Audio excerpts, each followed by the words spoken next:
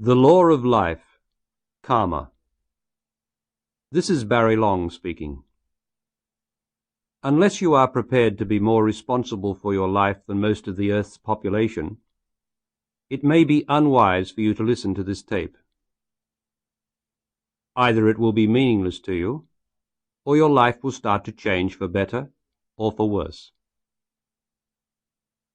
The change, if not for better, should only be temporary.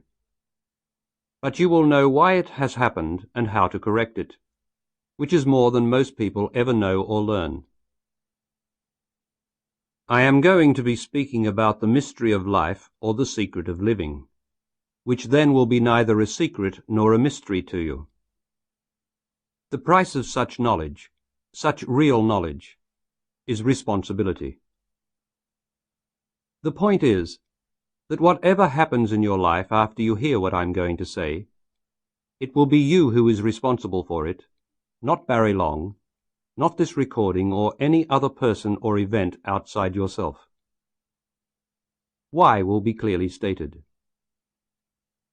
But by then it will be too late to change your mind. You won't be able to back out, to go back to where you are now. You won't be quite the same person again. You will already be more responsible for your life than ever before. You will know what living is about. You will understand what you have to do. You will know how to do it. And you will know what to expect and whom to blame if you don't.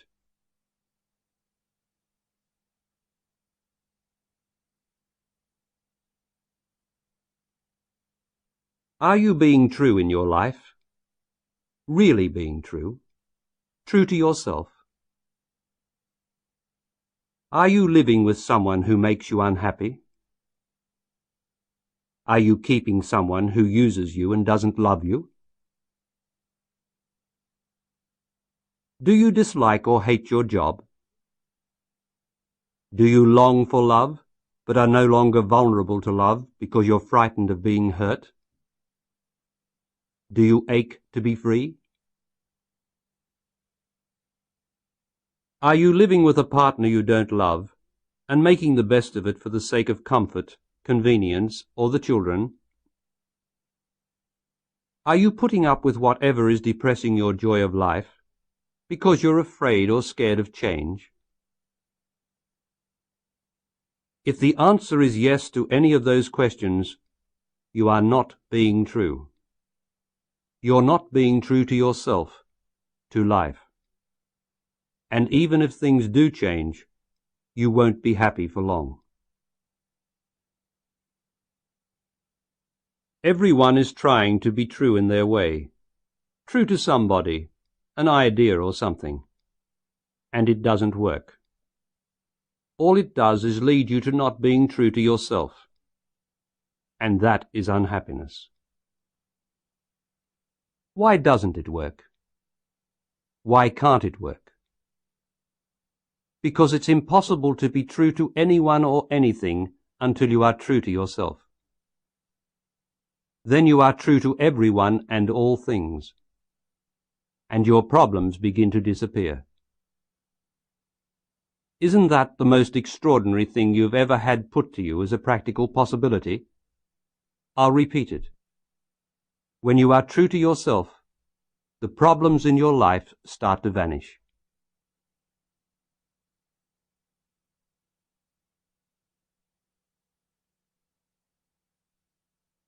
To be true, you have to discover and start to live under the law of life, sometimes called the law of karma. The world knows very little about this law and understands it less. The reason is that it's a conscious law, the conscious law, in fact the one and only real law. It governs full-time the lives of the relatively few conscious, responsible individuals on the planet. And it is available at any time to help those who are prepared and already endeavoring to become more conscious and responsible in their lives. The karmic law is practically unknown in the world because it applies or functions only in the present, now, without reference to the past. The world's laws, on the other hand, are unconscious laws, and so are all the moral codes and commandments that men and women impose on themselves and each other, or try to live by. Such unconscious laws are laws founded on the past experience. They depend wholly on evidence or rules of the past to establish who is guilty or not guilty in the present. As it is impossible for anything in the past to be true in the present, unconscious laws are only relatively true, approximately true, and they result in compromise. Compromise is trying to make the best of things in the present circumstances. The effect of these laws is to cause conflict in the person, at best the conflict of conscience, and in the world, division and discord which we see all around us. Such unconscious laws arise from unconscious thinking. Unconscious thinking is thinking based on good and bad and right and wrong. Good and bad, or right and wrong, are the world's two fundamental unconscious notions. Almost without exception, unconscious laws and beliefs govern the lives of the entire population of the earth, the 5 billion persons who independently and collectively demonstrate by their daily lives that they are not yet able to be responsible for their destiny as the people of this planet, or for themselves. If you are unhappy with your life, you are avoiding responsibility for it. You are unconscious. You are obligated or considering something or someone and are not being true to yourself, to life. To wake up and come alive, you have to throw yourself on the law of life. You have to refuse to compromise any longer with what is making you unhappy. You have to quit or separate or break with the past. You have to take action. The action itself may well change the situation or the other person, and end the compromise so that you can be new in yourself and continue. But you must break with the old, and not allow it to bind you and blind you again. If you are hanging on to a situation for the sake of someone else, you are deceiving yourself and achieving nothing. When you are unhappy, you are not yourself. And when you are not yourself, you are no real good to anyone, your job, your partner, or your child. You will infect them all with your unhappiness, your discontent, and they will suffer and not be themselves. You may think it doesn't show and that you are getting away with it, martyring yourself. But the fact is you are being dishonest, and that sort of dishonesty doesn't rob, doesn't steal. It just spoils what should be good. When you feel compelled to consider another and think you're being unselfish, you are merely considering yourself. You consider the person as an extension of yourself, and you do them a disservice because they are not that. If you love them, you do not have to consider them. You only consider what you do not love. A mother who loves her child does not consider it. Her love knows what the child needs, and she acts from there. If breaking with someone or something makes you think it will be hard on the child you are taking with you, or have to support, you are mistaken. It may be hard on you for a while, making do for you both in the world. But as long as you love the child and share your life with it in love, the child will be happy. You will be happy together. You are happy in any circumstances with the one you love, who loves you. You will manage. You will get through by making the new life an adventure together. If you are being true, and not self-indulgent, vindictive, or resentful, the child will understand and enjoy playing its part. But above all, You will be free of the old deadening grip of compromise in your life, and you will be ready for the new. The new always comes. The law of life will be true to you if you are true to yourself. Sometimes, to be true to yourself is to stay put where you are. But to be true in such a case, consciously true, means you can no longer be miserable as you used to be. Either you will be surrendered to the situation because it can't be changed. Surrender is the conscious acceptance of what can't be changed at this moment, but may be changeable in the next. Or you will be working consciously full-time to make the situation right. Either way, you won't complain, doubt, or become depressed because you'll know what you are doing. You'll be responsible. When you do break with a person or situation, money can be scarce. But that will be looked after. You'll get through. Have you ever known a time when you didn't get through? Everyone gets through. Everyone has some money. All you need in the first instance is food, warmth, and shelter. Get your priorities right. Don't want more than you can have now. Use what you have, what is provided. You are not going to stay where you are. You are getting free. You're not free yet. You're in the process. It is moving every day. Don't look anxiously ahead. Don't be afraid. Life will look after you then, if you are true now. Now is what is important. But do what you know you must. Don't lay about. Be alert. Stay as conscious as you can. Life can't suddenly provide everything at once. It was you who strangled it while you compromised. Enough for now is enough. Trust in life. It knows what you need. And as you stick at being true, life will provide what you need more and more. Watch life work. Watch the miracle unfold in front of you as a letter of opportunity is slipped through the door. Your eye is drawn to just the right advertisement, or someone makes a casual suggestion that opens up a whole new prospect for you. Don't fall back into old patterns. Don't get stuck again in the same situation. Be vulnerable, but only to love and to what you know is right in the moment, nothing else. Learn from being true to yourself how to tell the difference. Don't blame. Don't accuse. Don't tell your sad story. Complain as little as you can. Be new. This is a fresh start. If you acknowledge the old by talking about it, you carry it with you.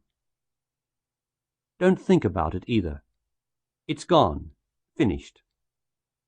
And if it turns up again in the form of a person or some other reminder, don't go along with the old emotion it excites. Pause. Hold to your newness. Be true to yourself. The world will always be trying to drag you down, to drag you backwards. And its most powerful weapon is the past. Don't try to please anyone. Mother, father, family, friends. Be true. Don't give in to the tears and emotional demands of others. Yield only to love. Love does not demand, except inside yourself where it demands that you be true to the new state, the new you. And in those times when you seem to lose that state and clarity, don't despair. Don't be discouraged. Don't doubt or think it was all imagination. Hold the pain, the isolation, the confusion, the depression. Be the pain. Don't let it out. Feel your strength underneath. Don't think. Wait. Be patient.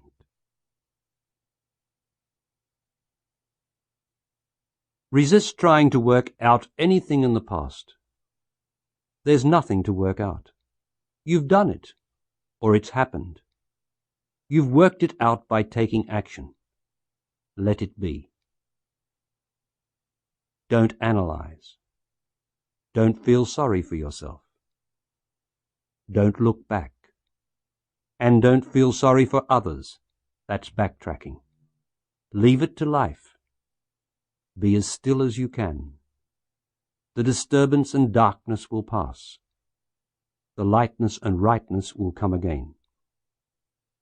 Just hold. Be true. You are not suppressing, you are dissolving. It is the law of life in you dealing with the weight of the past in you, reducing the old you, the old problem.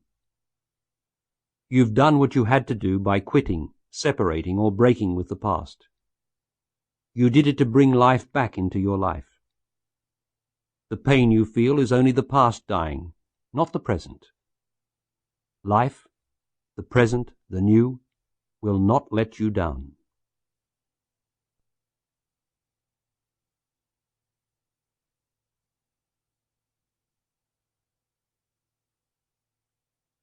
Let me say what happens when you do what I have just described, that is, when you are brave and real enough to break with compromise and consciously throw yourself onto the law of life. You call for justice, real justice. You exert your sacred right as a human being to appeal direct to life for immediate justice. This is a right man has forgotten he possesses. You ask to be judged now, not as to whether you are guilty or not guilty, as the world will certainly judge you, but whether you are being true to yourself, true to life in what you are doing. By your conscious action, you ask direct for life's assistance. To avoid such directness and honesty in their lives, the unconscious masses have invented the indirect ritual of praying for help. These prayers use words, thoughts, and emotions as substitutes for the direct action of self-sacrifice, by which you end compromise and rid yourself and life of unhappiness. The action of putting yourself, your life on the line, is faith. But this is not the popular faith of belief or supplicatory prayer. It is the faith that moves mountains, the mountain of difficulties that seems to loom over you when you break with compromise. Remember, you are life. That life in you is meant to be free. And because you are being true to life, consciously taking responsibility for its happiness, you have nothing to fear. The mountain is only your fears. The law of life, or karmic law, is not about penalties. It does not hand out punishments or exemplary deterrents. It is there for the truth, for man and woman who would be true. And like the truth, its justice is extremely simple. At the man's or woman's own direct request, it provides the worldly circumstances appropriate to freeing him or her from the injustice of the situation.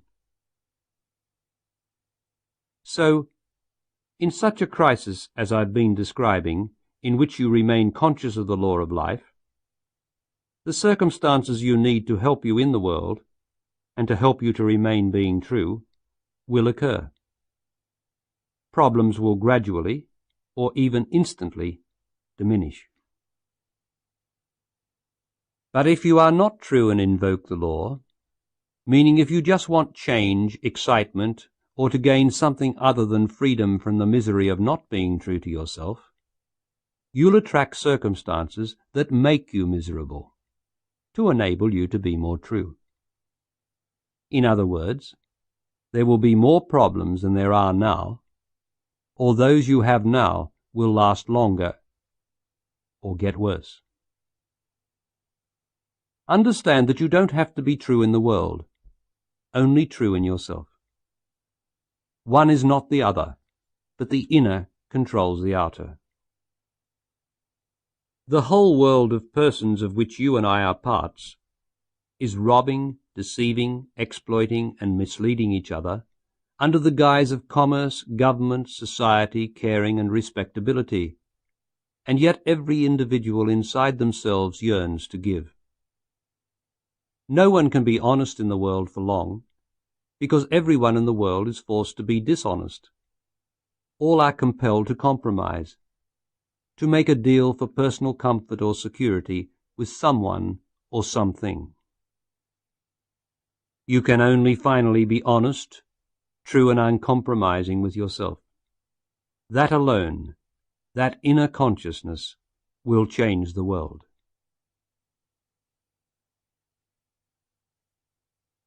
To be fully conscious and responsible for oneself is every human being's right and destiny. It means being consciously and voluntarily answerable to the karmic law every moment of your life, and living the law as your own self-knowledge. Such individuals do not try to hide from the law or ignore it when that would suit their apparent advantage. Any transgressions they know will have to be paid for, and they willingly watch and accept life's adjudication in order that they may know themselves better, be more true to life, and be more free. These men and women live and act out of the knowledge that this law is the supreme justice, the justice of being made to be oneself by oneself. Consequently, and this will be your experience every time you are true, there is no feeling of being imposed on or alienated as occurs with the world's laws, no feeling of coercion or inferiority. This justice resides in one's own will. It is one's own law, one's own integrity, one's own self. Such men and women are not only conscious but responsible, conscious of life and responsible for it. Compromise and conflict disappear from their being, and in the otherwise divided external world, the circumstances of their lives work together to serve their destiny or life purpose. On the other hand, to be unconscious is to be oblivious or ignorant of the presence and power of this law, as most of humanity is. Such unconscious persons are unavoidably irresponsible to the whole, and in conflict with their own being. They live in a divided world of shifting values and colliding circumstances. They have no control over their destiny and no discovered life purpose. For such unevolved people, to have to live under the simple summary justice of the karmic law, and to have to face knowingly the circumstances of their daily life as reflecting their own inner state of truth, would be a terrifying and unjustly cruel imposition. So the eternal justice or wisdom itself protects the world and the great bulk of its population from direct knowledge of the law. The protection lies in their combined ignorance. They know nothing about the law, nor do they desire to know. They can't perceive it for themselves, and if it is explained to them, they can't hear it, or they ridicule it. In short, it does not exist for them. In their ignorance, they are innocent before the law, but because of that ignorance are unable to be freed by the law. Furthermore, they are shielded from the law's devastating implication, which I am now going to reveal to you. This, to the ignorant and unconscious people of the world, is the unbearable truth, and for everyone it is the most difficult thing in life to have to face up to. Here it is. I, the individual man or woman, am responsible for all the circumstances of my life. As I am within, so is my life. If my circumstances are painful, I am doing it. No one is to blame but I. So long as I continue to pursue a divided existence, independent or ignorant of the law of life, I will feel incomplete, unfulfilled, restless, and discontented. To the extent that I am being true to myself, present in every moment, I am controlling what happens to my person. I am being responsible, and the circumstances of my life will combine to work towards harmony, the right, and the good. There is no fate, accident, or chance which can alter my circumstances. Only I, who must change them by changing myself within. I am the circumstances of my life.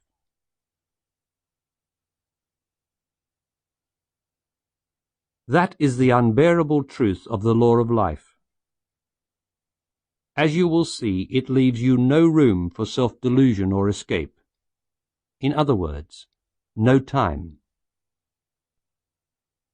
Time, as something that separates us from events in the past or future, is the dream, the unconsciousness that we escape into to avoid the truth of our lives or ourselves now.